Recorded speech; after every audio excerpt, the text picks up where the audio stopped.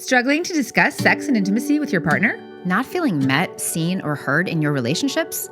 I'm Janelle. And I'm Andrea. We're two midlife mavericks sharing our own experiences. Messy AF and no regrets. With marriage, divorce, polyamory, and pleasure. We've learned that when you're brave enough to figure out what you want and ask for it, with partners, friends, family, and most importantly, yourself, you'll feel more alive and free.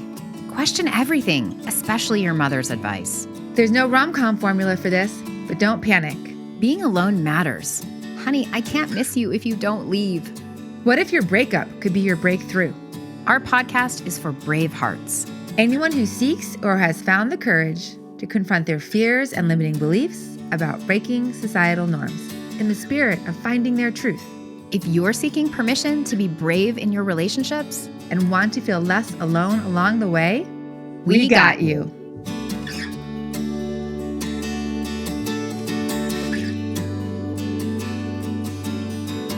Bravehearts.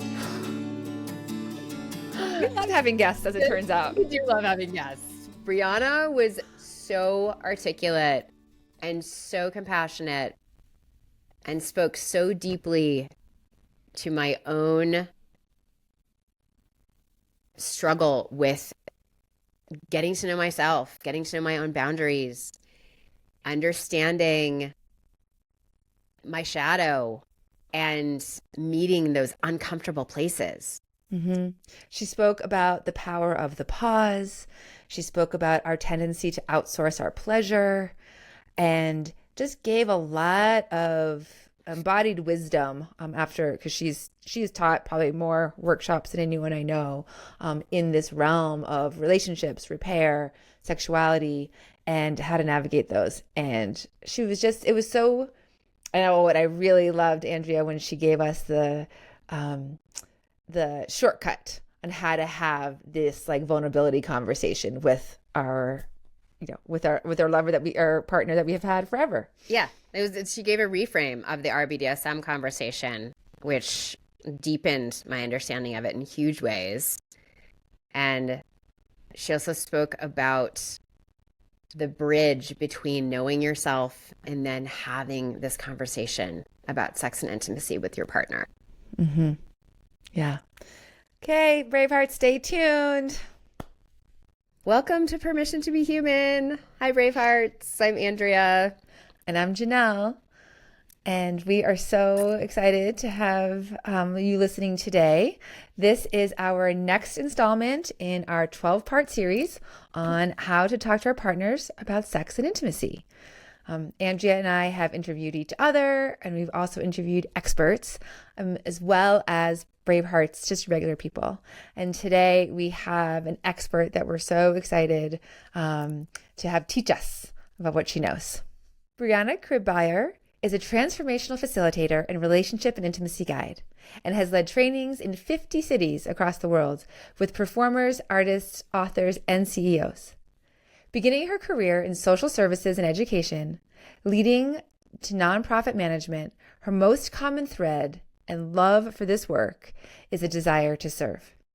She sees all of her past career as energy work, supporting individuals and groups to find their own innate power to heal. Briana believes that deep, radical love, coupled with ownership and self-responsibility, will shift the trajectory of humans on the planet. She seeks out farm-to-table meals in every city, likes a nice rock climbing session, and has had too many plants and journals to count. Welcome, Briana. Thanks so much for being here. Thank you so much for having me. I'm really delighted to be with both of you.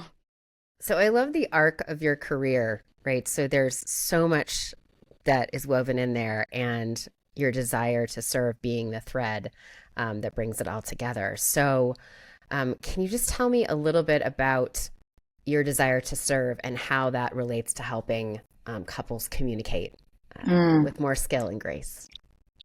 When I was first working in elementary schools, I was like fresh out of high school, and I took on a full-time position through AmeriCorps to be in the school system and to work with kids who, for one reason or another, just were not able to bring their focus in to basically to adjust to the school system the way that it is, where kids are told to sit still and all learn the same way.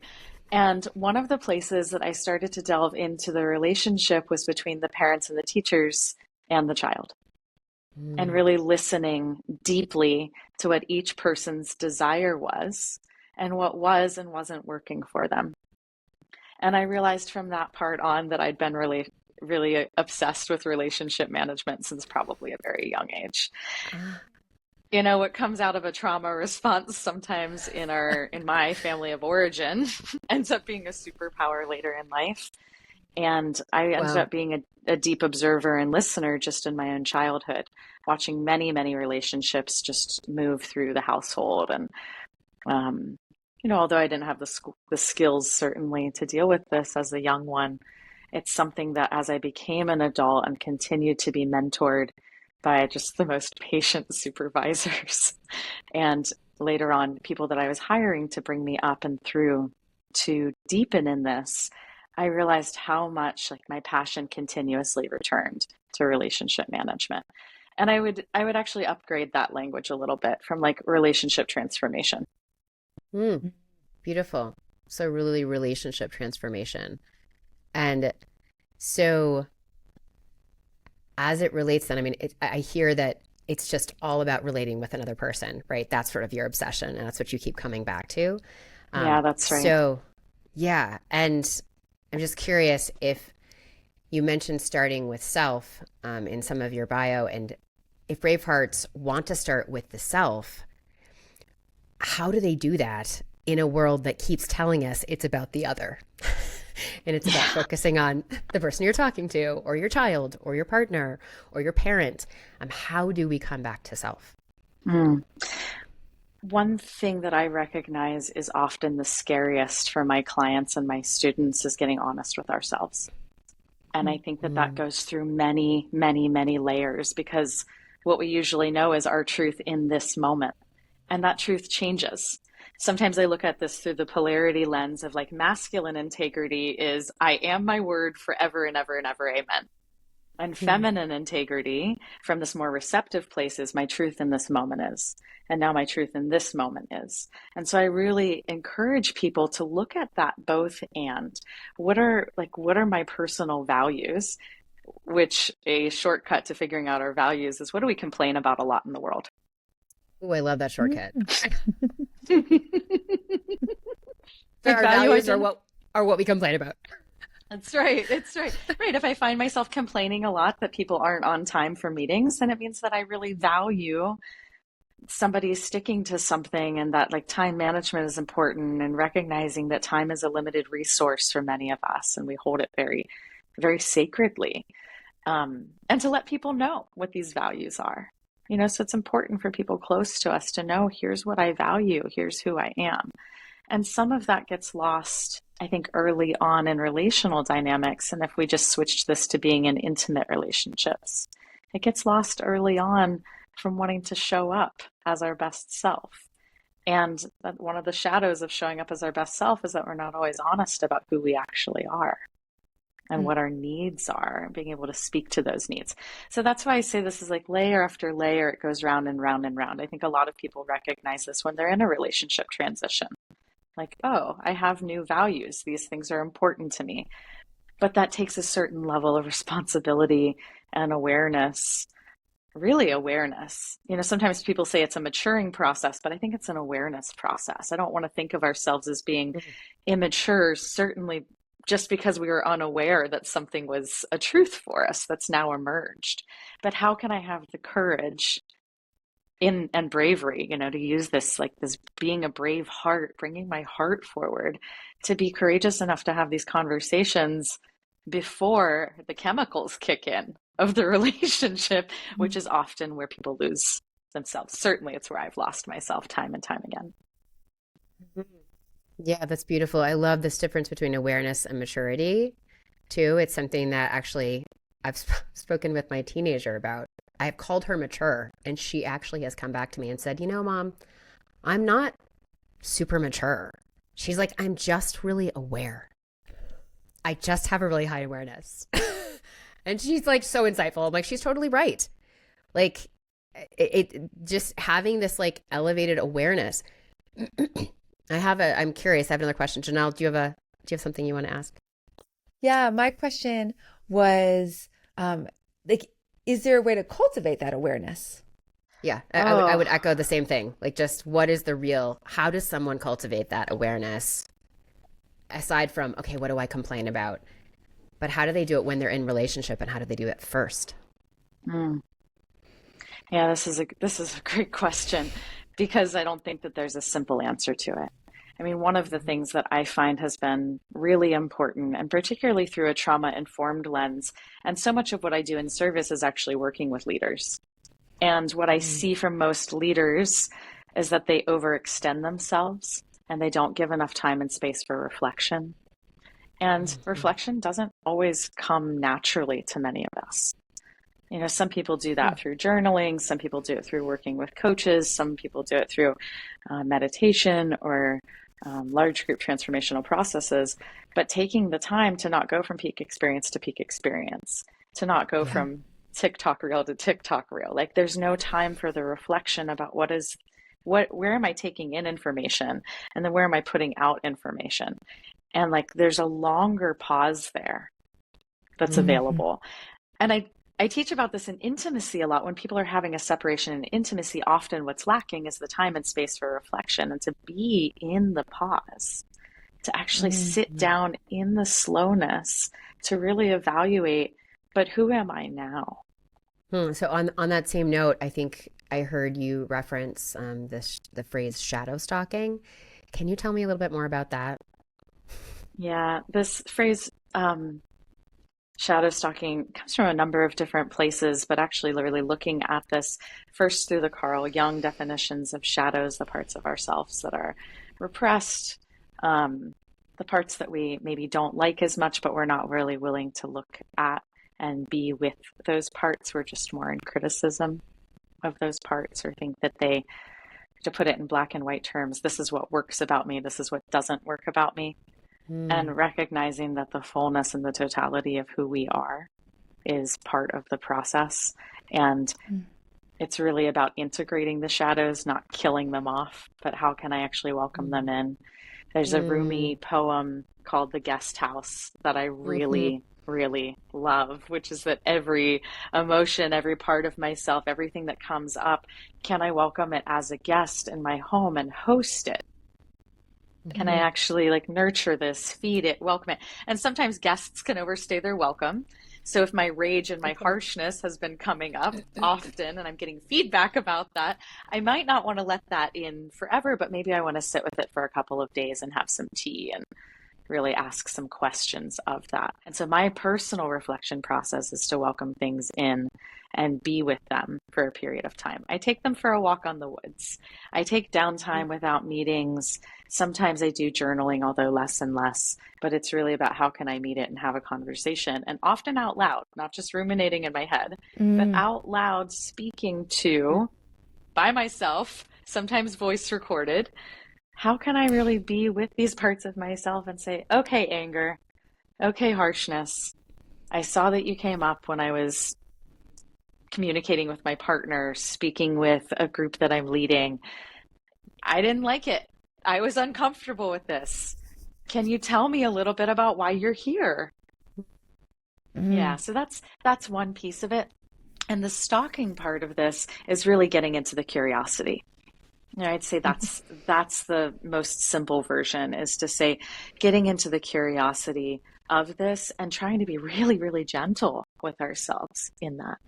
It's Mm-hmm. really about the gentleness. It doesn't always need to be a loud, big, cathartic experience. Sometimes it's just bringing it in with some more breaths and bringing in a down regulation process. And Mhm, sometimes it means that I need to scream into my pillow and have a full on temper tantrum with myself, play some music in the background to release the energy that's there so that I can listen more deeply. Like when mhm, I've started to really track those subtle moments of noticing when there's too much charge in my body, like maybe if I'm under resourced, I've just gotten a whole hour of feedback from my teams and I'm too charged to really be able to look at it objectively. the biggest thing that comes up for me is defensiveness. And certainly if I'm with my partner and he is quick to reflect to me, you're being really defensive right now, which when I'm defensive, I cannot hear. More defensiveness, I would say. Right. Right. But then I can actually name like, okay, I'm under-resourced. And of course I'm going to work with this. But you're right. You're right. And you know, it's working 6 times out of 10 that I'm able to say you're right. I need some time and space with this. I'm far from doing this perfectly, but I'm really committed to the practice of it.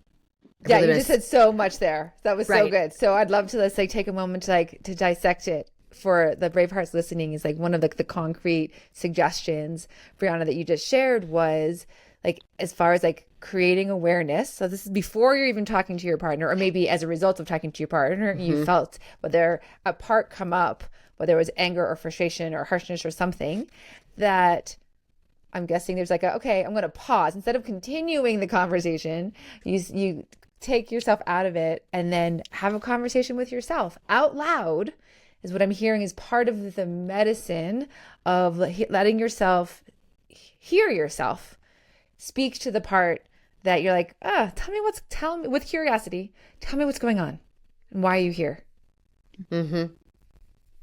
Yeah. And so I think one of the main things I learned at ISTA, which was super aha to me, was the practice of emotional release tools, which I think you just alluded to.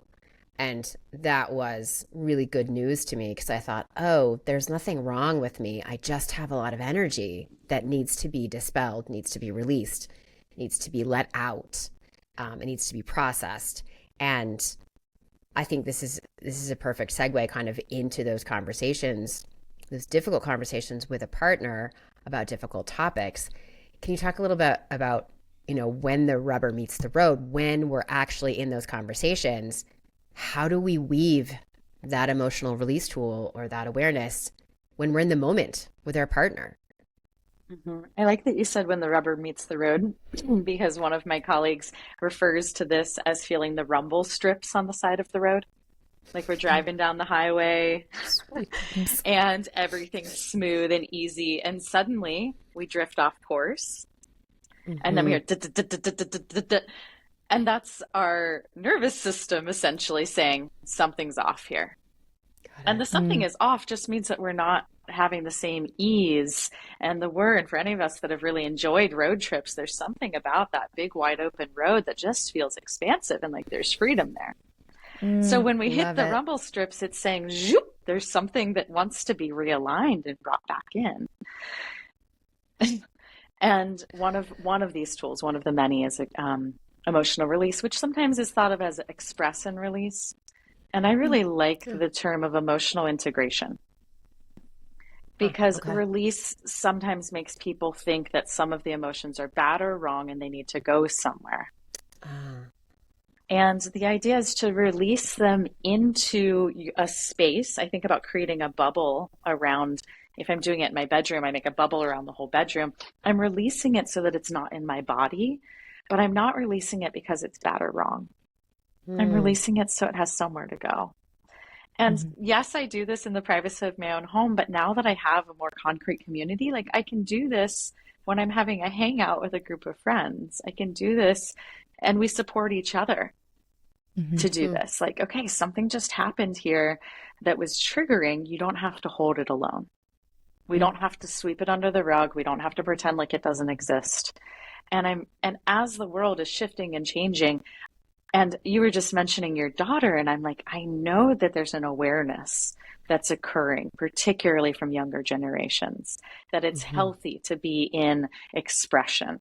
It's healthy to be in the release in order to reflect and integrate this deep work. Wow. Yeah, often beautiful. Emotional release is seen as only being productive if it's loud and big. And I really like to play in the subtlety. Coming from a family where expression was not something that we struggled with. We have a lot of Middle Eastern Syrian blood in my family. We are fiery as hell. And certain things could just come out. Like there was freedom to express. But what I didn't learn was downregulation. And one of the reasons that people often express is actually to move the energy outward. And in my family, it looked like getting into conflict and being able to express, because we knew that on the other side of that was actually a, now we can rest into it. And then we still walked away with stories of each other because it was usually happening in a fairly confronting way. So there's still some ouch in it, and then there's a lot of sorries. But that was because we were always turning that dial up to about an 8. So when I learned emotional release tools, I was like, great, this is someplace that I can bring all of that fiery energy to. But I found that that worked for my system as I knew it up to that point. But what I wasn't paying attention to is where could I actually turn it down to about a 3, not to repress it, but was there something that I could do without exhausting my nervous system? Like yelling and screaming and moving the energy in a big way felt good. And sometimes I was left shaken at the end of it. And so I'm just very aware that this looks really different for people based on what they learn about what they need in the moment. And it's still not always being taught that way in communities. Even in a lot of breathwork spaces, I'm seeing like bigger and better is bigger and more is better. And I really want to encourage people that are listening to this, like, yes, express, but also tap in and see what wants to be in balance and harmony within ourselves, you know? And I think there's a very delicate balance there. How do I say and express everything that wants to be said, but also not blow myself out? Can you give an example of that subtlety? Like what came up for me thinking about it was, and I don't know if I'm going to remember this one, but it's like the freeze. I know Lori Handlers would call it like the freeze, but I think it's what she calls it, where you like go into a ball, the fetal freeze. Maybe you go into a ball. So you're not saying anything, but you are breathing, and you are like kind of holding all your energy in, like taking a deep breath, holding your body as tightly as you can, and then when you can't hold your breath anymore, you release. Would that be an example of subtlety, or no, you've got something else in mind? Subtlety for me more looks like if I'm going to move my energy, and this is a pretty easy one for people to relate to because we watch kids do it all the time, but kids throw themselves on the ground and they won't get up, and you know, it's at the grocery store or somewhere terribly inconvenient for the parents. And the way that this tool looks when I use it is that I'll put myself on the bed and I thrash my body and I hit my fists and I pump my feet and kick my feet. But I can do that in a way that's more at a 3 out of 10 than an 11 out of 10. And so I don't have to lose my voice. I don't have to hurt my throat.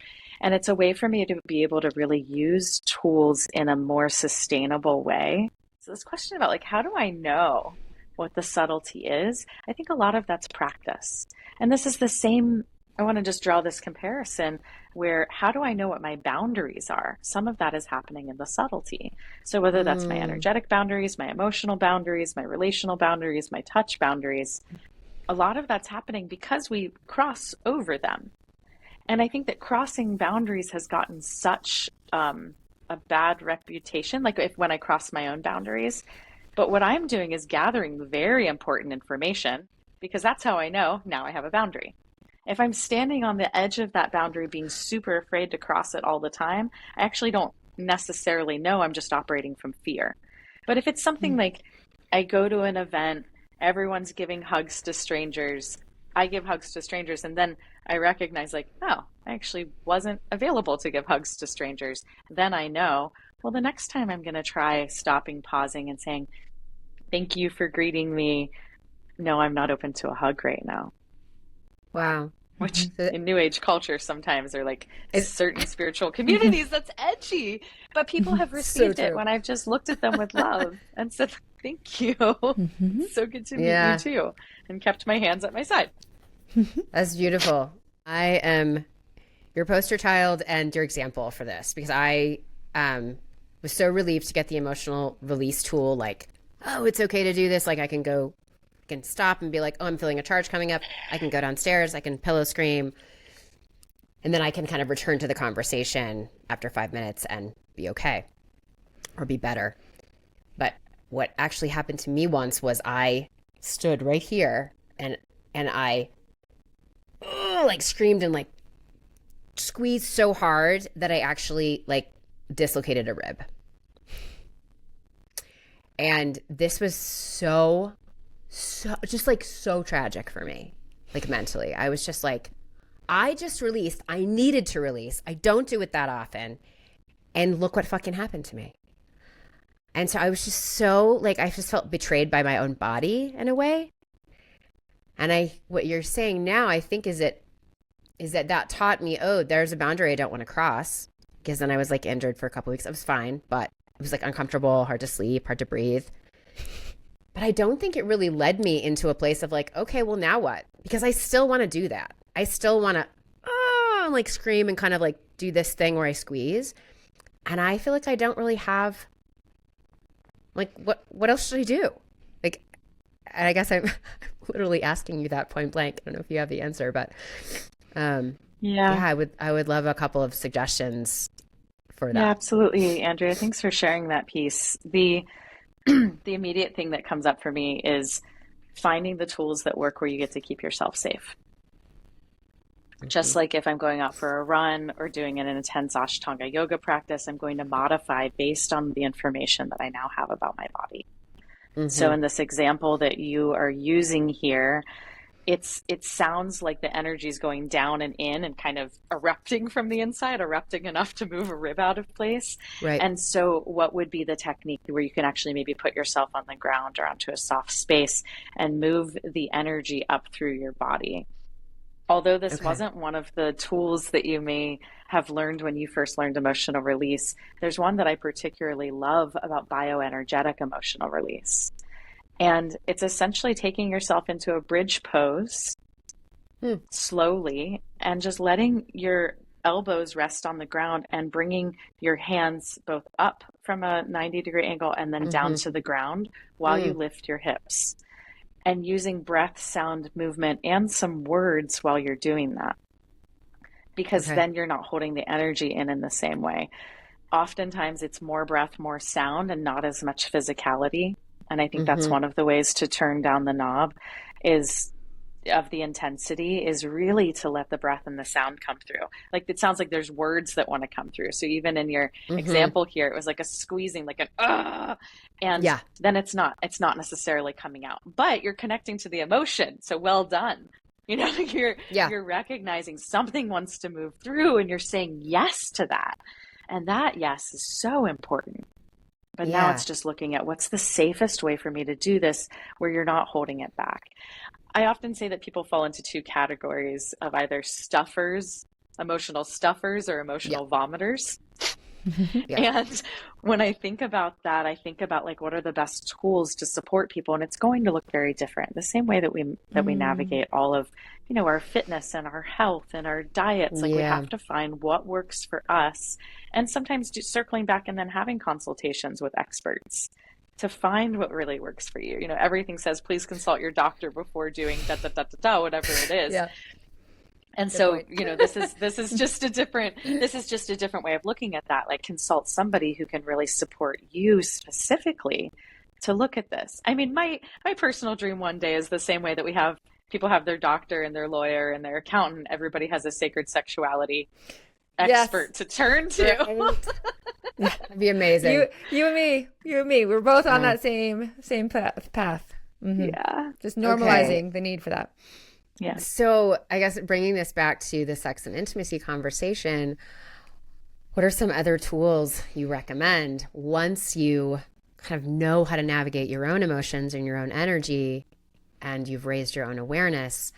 How do you approach a partner about this topic? Yeah. I want to build the bridge for the Bravehearts here between why we would do emotional release and what that has to do with sex and intimacy, because I don't think that's always obvious to people. When a lot of people sign up for something around sex, intimacy, what they're looking for is access to more pleasure. It's the number one thing that I hear. I want to be more connected to my pleasure. And I really believe that in order to be more connected to our pleasure, we have to be more connected to all of the parts of ourselves. We don't really get to pick and choose. I just want to be more in touch with my pleasure, but I don't want to be more in touch with my anger. And so the idea of emotional release tools is to create emotional currency. And the more that we are releasing what's been stored, which usually has built to some point as resentments, blockages, barriers, so much of that comes from early childhood. So much of it comes from anger, rage, even numbness, freeze in our bodies that we store there. But the more that we can tap in and be with those pieces, I really believe that's what builds our access to pleasure. And even from the place of like talking to people about self-pleasure, how is self-pleasure different from masturbation? How can I be with my body in a way that is pleasurable on a daily basis that may or may not include touching my genitals? But it's really like, who am I, me with me? And then I can go into the relationship with the other.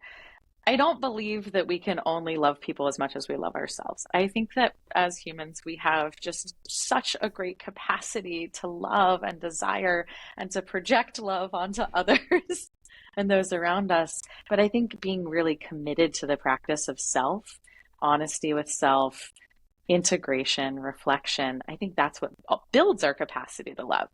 So I'd almost rephrase this very popular Instagram quote into something along the lines of like, if you really want to love somebody, keep working on how you love yourself. What you're saying, Briana, is reminding me of what Brene Brown has said about like when we don't want to feel shame, right? We'll like numb ourselves when this is whether, with alcohol or drugs or something else. But when we numb our shame, we also numb our joy. And so what I'm hearing you say is in order to be able to really fully feel our pleasure, we actually need to fully feel everything. Yeah. All of our emotions. This is sometimes not the news that people want to hear when they're coming to really tap into their pleasure and build their awareness around pleasure. And so I look at this as like there needs to be some demolition when you're doing a remodel. And so I find this true for so many things. When we set a goal to expand ourselves, there's going to be some contraction probably in the process and even resistance. And so to know that if you're doing a remodel, it's going to mean maybe knocking down a wall, and that's going to create dust, and it's going to be really inconvenient for a period of time. And couples will get very far into their intake process with me, and then I mention the demolition phase, and I tell them to take some time to really be with, is this something that you really feel like a yes to? Like there will be discomfort, and you will likely experience some resistance in that discomfort. That's human, that's natural. Be gentle with yourself. Notice what happens in that resistance. Oftentimes it's defensiveness, but sometimes blame. I let them know up front as someone who's guiding them, there's going to be moments where they're going to want to possibly project that onto me. Like I have accepted that fully, that's part of the transformational process for people. But it's also uncomfortable for me. So I'm in my own demolition process while they're in their demolition process. But all of this is to get back to a place of more honesty. So this circles back a bit to what I think the first thing that I said, which is when people are looking for tools, it's to get honest with self. It's about me with me first. And then how can I do the next scary step, which is to start having the conversations with my partner or partners, or even just first dates that I'm casually trying to put this out with. And that's another practice step, is saying the thing that I now have awareness about, saying the thing around, I need my body to be warmed up slowly. I'm maybe not going to have sex for the first 6 dates, but I welcome a lot of other kinds of intimacy. Can we experience intimacy of the heart? Can we circle back to some of the deliciousness as if sex was off the table? Can you just spend 20 minutes kissing my neck? Can we explore each other's bodies in this juicy way, but that is often skipped over simply because we're not really given sex education in the ways that I would love to see people getting, like so much information before the age of 12 that we could be working with. That leads to, it's more like intimacy education than sex education. Yeah. And so many of us just aren't taught how to slow down and get educated about intimacy. Mm-hmm. Mm-hmm. Yeah. And then we wonder why we're not having great sex. Right. I love how you just phrased that. And you have, we talk a lot. We call it, I know at ISTA, we learned it as the RBDSM T. Again, another thing we mention all the time. I don't know if that's still the acronym you're using, and is that one that you recommend for people? And can you give a little overview? Yeah, I recommend any conversation that's going to be a little bit outside of the norm of what you might talk about on a first date. And then I recommend going deeper with that conversation once in relationship. But essentially, it's being able to have a framework of a conversation that leads to vulnerability of the heart and also saying the hard thing. And just naming, like being, even just saying that, I think I'm going to name a hard thing. Are you open to that? Like let yourself be a little squeamish with it. And should I talk through the RBDSMT conversation a bit? Yeah. Yeah, Love to hear would your that be perspective. supportive? We've talked to it so many times and we're not experts on it. We just Yeah. we get it. Yeah, go ahead. Yeah, I think this conversation can be looked at through a few different ways, and there's a number of different acronyms to help this, but essentially it's looking for the vulnerability. And the conversation, I really suggest having this conversation well in advance as one of the tools to kind of vet yourself and somebody that you might engage with intimately. And that the decision isn't actually made before this conversation happens.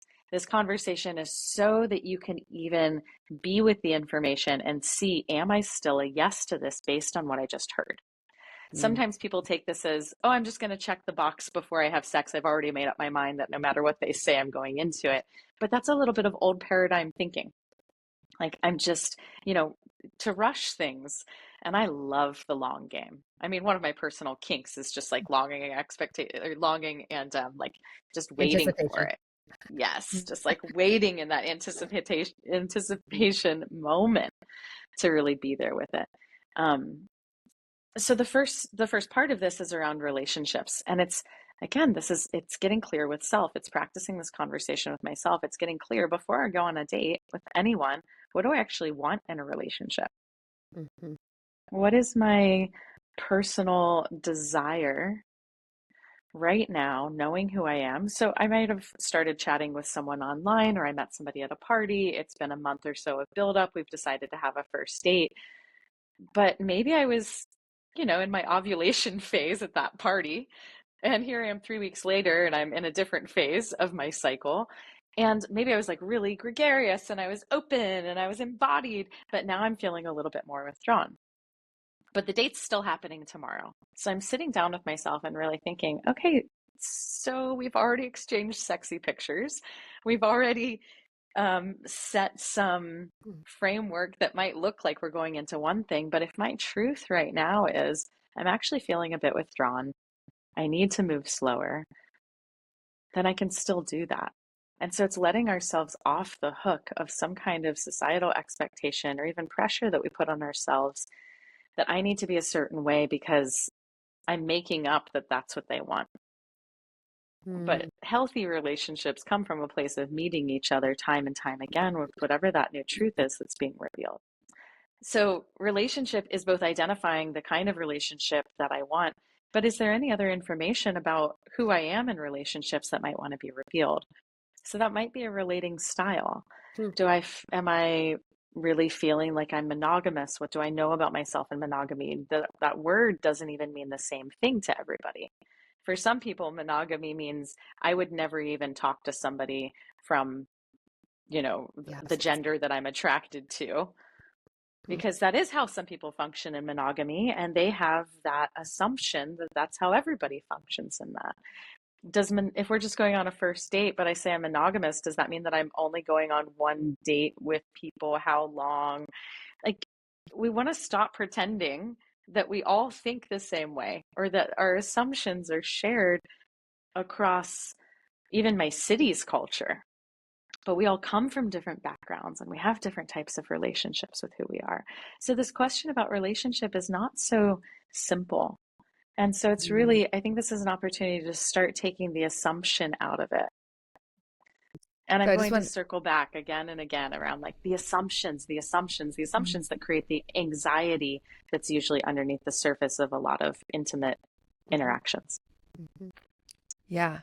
And what I'm hearing is, as you're going to go through these letters, that you're having, like, you're revealing to yourself, like before you're having the conversation with the other one, like the other person, that you're like, oh, who am I today? Yeah. And you're saying it out loud and listening. You're saying it out loud. Yourself. Yeah, and I'm quite an external processor, and so I'm often having these conversations with my friends in these weeks before. Like, we use each other to bounce these ideas off of. And maybe I'm not saying, hey, I'm going to practice my RBDSM conversation with you before I go on the state, but it comes through in these ways of being able to talk about this. So B is for boundaries. What are my boundaries in this specific thing? A lot of that we just talked about, but not making assumptions. And I like to do a head to toe scan about what my physical boundaries are. And again, it can be really helpful to talk about this with someone that can prompt and ask questions. It's a lot of what I do when I'm coaching people when they're trying to figure out how to have boundaries, particularly if they've never named boundaries or never knew that they could have boundaries, which I think is so common. It's so common for all humans of all gender expressions to not know that they could have a boundary about something. Oh, just want to let that sink in because I think it's a big piece. Yeah. And I also just want to like tie in quickly, like something you mentioned earlier on in the episode was boundaries are also not just physical. They can also be like emotional or energetic. And I think that's also like a poof, what? Yeah. And I just want to name that I've also gotten kind of like the deer in the headlights look. It's like, oh, what are your boundaries? I don't know. I don't think I have any. Like that tends to be like the initial because we haven't discussed them out loud. You've felt them, but not voiced them. You've actually had trauma or therapy around them, but you think they don't apply here because it's something different. And so it feels like the more I think about the RBDSM conversation, it feels like not a multi-hour conversation, but a multi-day or week conversation in an ideal world. Absolutely. I really, this is why I really love the long game because I get to be in that exploration. So this piece around the energetic boundaries too is like, what am I really available for? And for someone who's on the receiving end, this is not just about how I'm expressing these things as the person communicating it, but from the receiving end, I love knowing what people's boundaries are. I love it because it really allows me to feel like I'm safe to be me. Yes. I'm safe to touch their body if that's part of how we're interacting. I'm safe to bring my fullest expression forward with them. And that I can bring up anything, And the other thing about boundaries that's good to name is just because we set it in my boundaries doesn't mean that a new boundary might not arise. Of course. And so there's a power of the pause in learning in any intimate connection. I can say, oh, can we pause for a moment? I'm just noticing that I have a new boundary that's coming up. And as someone who's receiving that, sometimes there is a moment of discomfort. But again, normalizing discomfort. Discomfort doesn't mean bad, wrong, but that takes practice. Like we have to put ourselves in uncomfortable situations to normalize discomfort. So in desires, again, that comes back to like, what am I really available for? Can I express some of my fantasies, even if I'm just saying one or two about what I would really desire, how I would desire. And I often am expressing this from the feelings space. My desire is to feel free to express myself. My desire is to laugh a lot tonight. My desire is, I might try to think of one or two physical things. But since I already named boundaries, I want them to also be free to be in some of the spontaneity. But if there's something particular, like I really want you to rub my feet. I really want you to slide your fingers between my toes with oil on your hands. I just personally really like that one. I would, or if there another thing, like if you really desire kissing, just say it. And so if you're somebody who knows this conversation and you're interacting with somebody that doesn't know this conversation, you end up being the leader in it a bit, but it's modeling like, this is how I want to be treated. I want you to be as transparent with me as I'm being with you.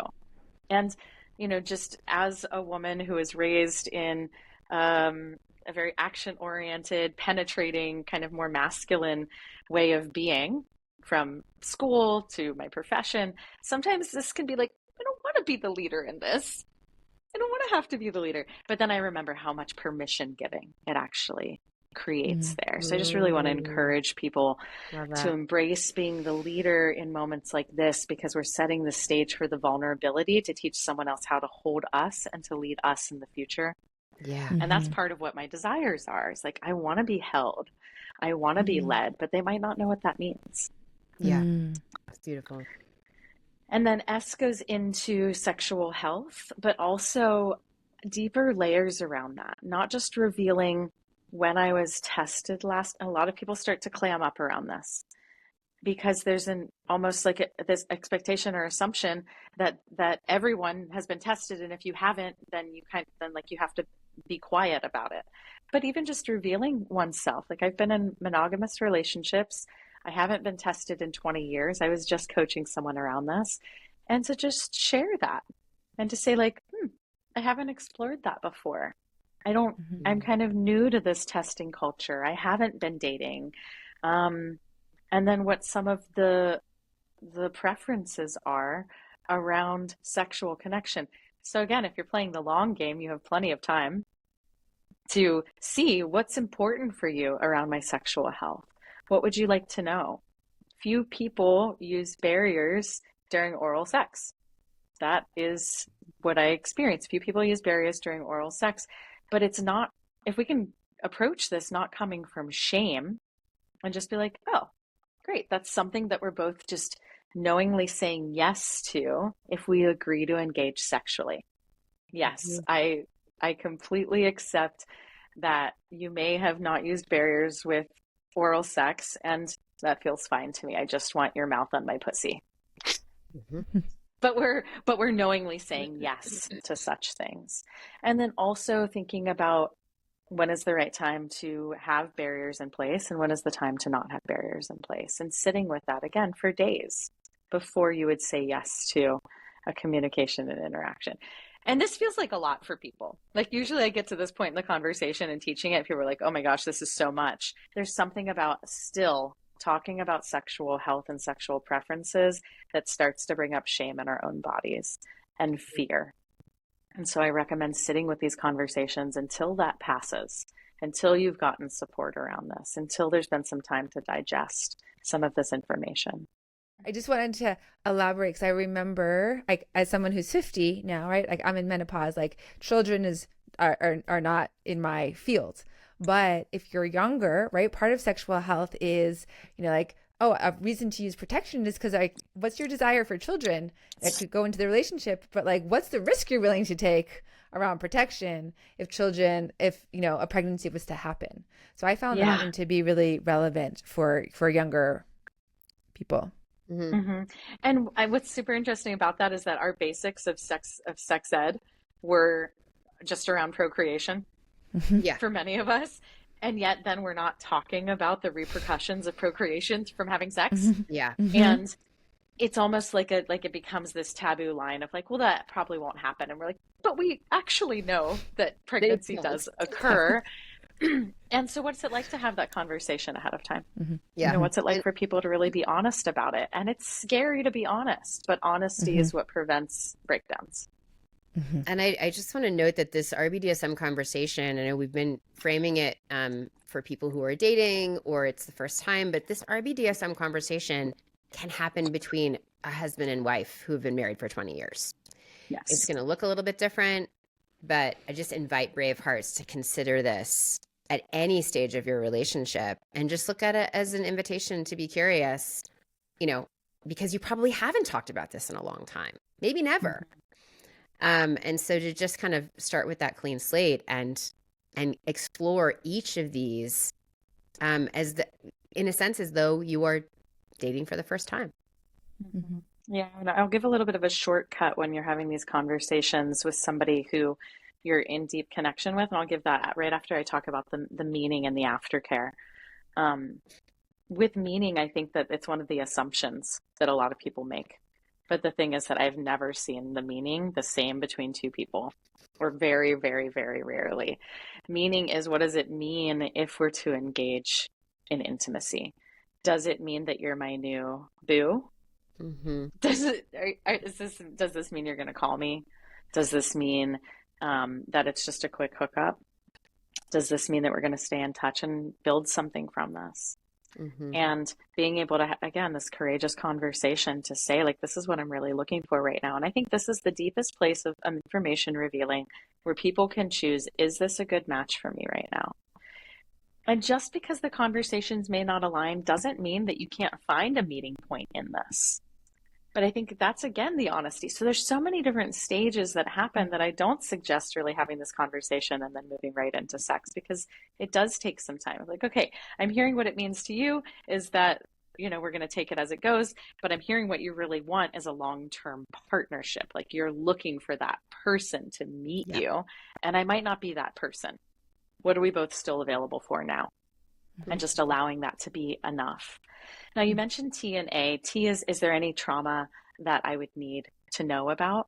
You don't have to recount your entire trauma history, although you may want to reveal some pieces before you become intimate with someone. My heart and my pussy are very connected. And when one gets penetrated, they're often in cahoots and having a conversation with one another.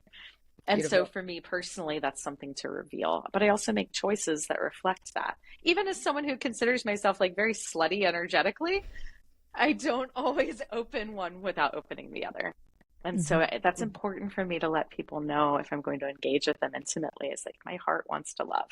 And are you available to be loved by this giant heart? Because she's going to do it if you start connecting with me intimately.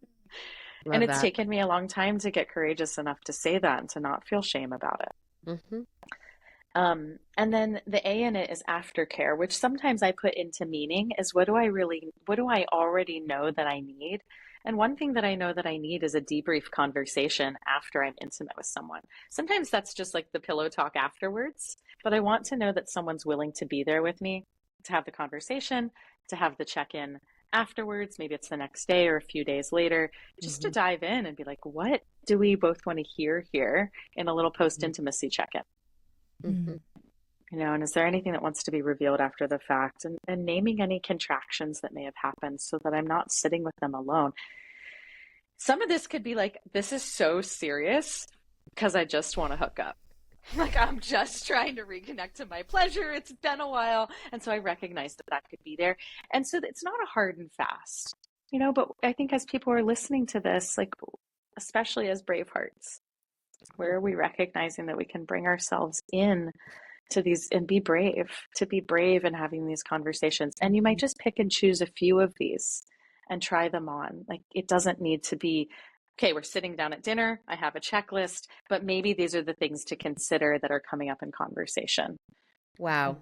I just love how you made that conversation just like so accessible. And I feel like I just reached a new level of understanding about it. So thank you so much. Sure. I want to give the super abbreviated version, because with people that I'm involved with sexually on a more regular basis, the three things that we always cover are desires, fears, and boundaries. Okay. So if I'm setting up a date with the man that I live with, we might say, what are your desires for this date? Are there any fears that you have right now around this? Anything that's distracting you? Any concerns or anything that wants to be named? And then what are your boundaries for us moving into our dynamic tonight? And we set some intention also to really create this as, even if it's a quickie, can we still create this as a moment that matters? Mm-hmm. And like a moment of connection that matters. And we're really both tuning into this even after years of being teachers and coaches in this world. Like, we're continuously learning new information about ourselves in this process. Wow.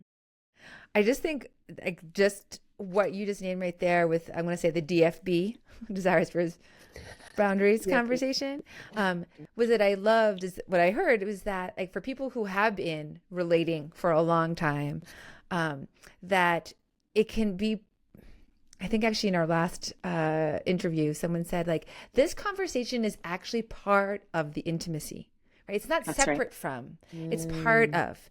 So that when you think of a quickie, oh, we have to have this conversation. It's like, oh, this is part of the quickie, right? Like, because this is going to allow the quickie to be better, because we're going to know this information about each other, and we're going to have checked in with ourselves to know how can it be the best quickie ever, right? For this day, all we're talking about is like, you could have had this really long, exhausting 4-hour meeting. You had planned a quickie, and now you're like, great, we can still have it, but I don't want to move. You do all the work. It could just be something like that. Yeah. I love this little abbreviation too, because when Janelle first brought me the RBDSM conversation, I was like, dude, like, come on. Like, that's just not practical. It sounded like too clinical to me. Like, what if I just want to hug up? So I just feel like that is a nice, like, okay, how about just like BDF? Like that addresses something that is going to be a little smaller, or just have a little less weight. So it's Absolutely. And I encourage people to at least ask what your desires are and to get as honest as possible in that, because that actually reveals, do we even need to have a longer conversation? Right. And so it can be as simple as, what are your desires for this? And then if they're like, I want to fuck your brains out, you can go in and say like, I'm actually super open for that. And are you open to a couple of touching conversations before we move into that, so that we can just be all in that? Like, let's just go all the way into that portal, but let's have some conversations so that our brain isn't just running in the background the whole time. Like, how good is it when your body can fully do the thing that you want to do? And you're not like waking up the next morning like, I didn't name that I actually need to check in, and you didn't even heart my message, and like, what else do I need so that I'm super happy about getting what I want? Yeah. Oh, beautiful permission. I love this. Wow. Briana, do you have any simple beginning assignments for our Bravehearts where they could start? Mm-hmm. The first one that I almost always think about is self-pleasure. Getting to know our own bodies and allowing whatever emotions come up in that process to be there. I think that's one of the most simple. And when I say self-pleasure, it's taking the time, finger by finger, millimeter by millimeter on your own body to touch light enough, slow enough, but eventually maybe to work up to taking yourself as your own lover. Like, really take yourself. If there's something that you desire for a lover to do, pull your hair, smack your ass, grab your neck, whatever it is, push yourself down on the bed. It could look a little crazy from the outside, but nobody's watching. But I really encourage people to get in touch with this self-pleasure so that they stop outsourcing it. And I think that's one of the things that I see over and over again, is that people want to move into intimate connection to outsource their pleasure, and they're not even considering how to be their own beloved. Wow. So good. Be their own beloved. Outsourcing pleasure. I love the mix of this, like, outsourcing, this business word with pleasure. Oh, too. yeah. Keeping it so real. Janelle, do you have anything else? Just love to hear how people can get out any Bravehearts and get a hold of Briana. Yeah, absolutely. Well, because my name is completely unique, I'm the only Briana Cribeyer in the world. I'm super easy to find on socials. And so following me particularly on Instagram is a great way to do that. Also brianacribeyer.com if you want to read a little bit more about my work. And I teach a number of things around this all the time, from the most mild entry level, get in touch with self, process emotions, be gentle, have an online gathering once a month, up to doing deep dive intensive 7-day or more workshops, retreats. And then also my deepest passion, like I said, is being in service and really working with other leaders. So I lead advanced facilitator trainings. I take people who are already doing this work into places of really being able to be in their most authentic, congruent expression of self. Thank you so much for being on the podcast today. So grateful. And so happy to be here. Yeah, thank you, Briana. And not only that, but you were my teacher. You were my very first teacher of emotional release tools and the RBDSM conversation. And I still remember you pillow stomping and showing me all the things. And they've changed my life. I have said this many times on this podcast. They have been so fundamental to who I have become. And so I'm grateful that you are spreading the word throughout. Yay. Such a pleasure to know you. Yeah. Thank you. Thank you for listening, Bravehearts. Take it all in, and we'll see you next time. Love you. Bye. Hey, Bravehearts, looking for permission? Work with us. We offer Braveheart coaching. Follow us on Instagram. Meet us in real life at a Braveheart conversation. Subscribe to our newsletter. Do all this and more at our website, permissiontobehuman.live.